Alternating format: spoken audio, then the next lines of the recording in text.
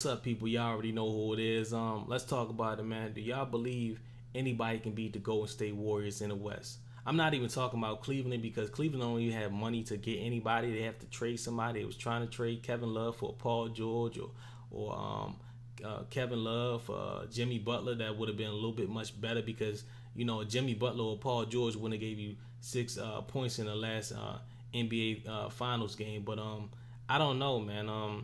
Me personally, I got San Antonio unless they get like maybe 2 or 3 more people. But other than that, San Antonio was probably the closest one to actually beat Golden State. Now a lot of people say, well, I don't know, Cleveland, they still won one game, but San Antonio was gonna win the first game. Game one, they was up by 20 points. Then Leonard got hurt.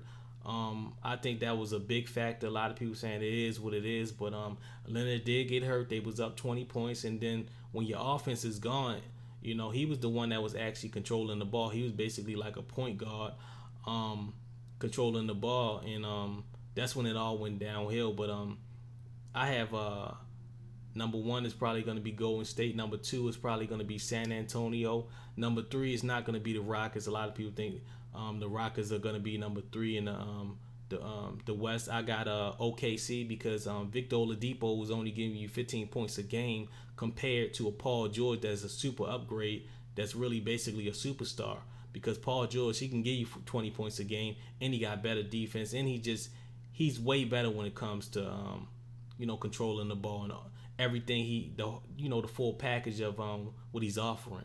Victor Oladipo, I don't think he was worth the $80 million contract. It's a lot of people that I don't think was worth the contract. A lot of people were kind of upset about San Antonio paying Patty Mills $50 million, but I mean it's a lot of people like Nick Batum that was getting $120 million that didn't even show up. You had a lot of other people that was getting these big contracts.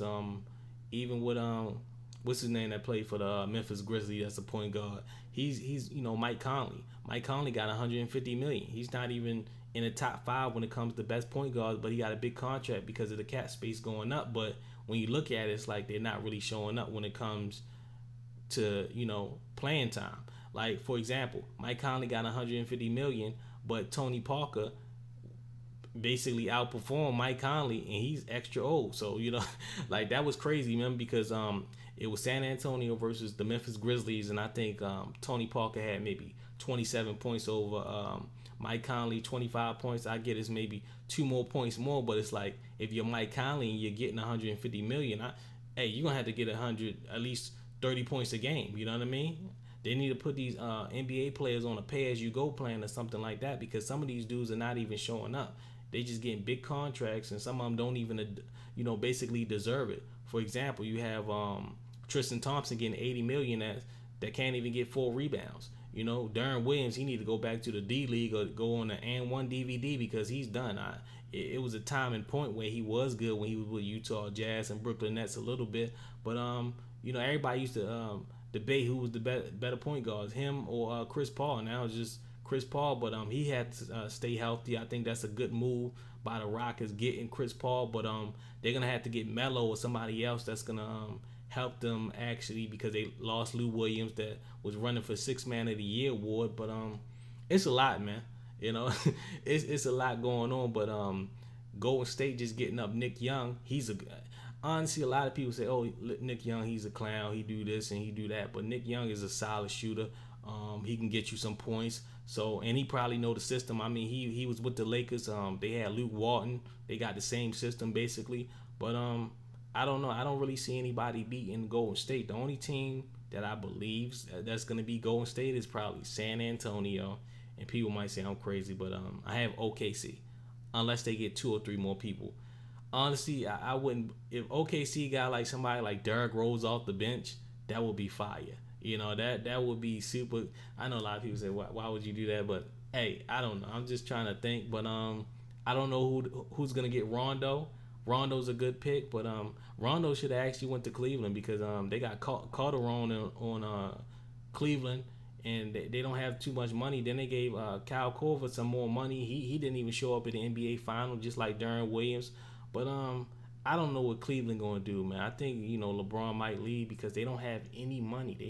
They used all their cap space for giving people like J.R. Smith, 50 million.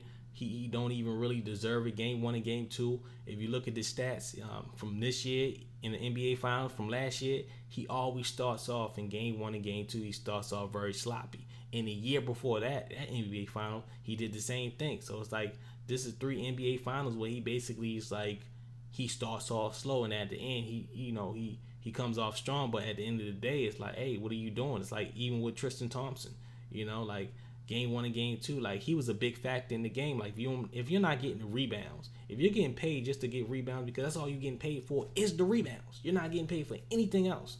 Because first of all, you're not even good at making free throws. You're basically like LeBron James when it comes to free throws because he's like 68%. He's not even probably close to 70%. But even if he is that close, like come on, you should be at least 80% if you're the best player in the world. But he got a lot of stuff on his plate. So when Kevin Durant, everybody's saying, oh, Kevin Durant, he's the best, player in the world. I get it. He might be the best player in the world because he don't have too much. I mean, he got a lot of shooters. He got Klay Thompson. Klay Thompson was actually struggling, but he was still playing defense. But Tristan Thompson, he got to step his game up. A lot of people in Cleveland just got to step their game up. Tyronn Lue, I don't know what he was thinking. He should have changed his roster. He wasn't using Shannon Fry. He wasn't using a lot of people that actually probably could have showed up in the NBA Finals. But hey, it is what it is. You want to have Deron Williams out there that only scored the game 4. I think he gave like 4 points on it. Really? Like this dude was playing 17 to 18 minutes and he wasn't scoring no points. The only game was game 4. But other than that, man, I got San Antonio and I got OKC that actually got a chance at beating Golden State. Other than that, it's going to be another sweep.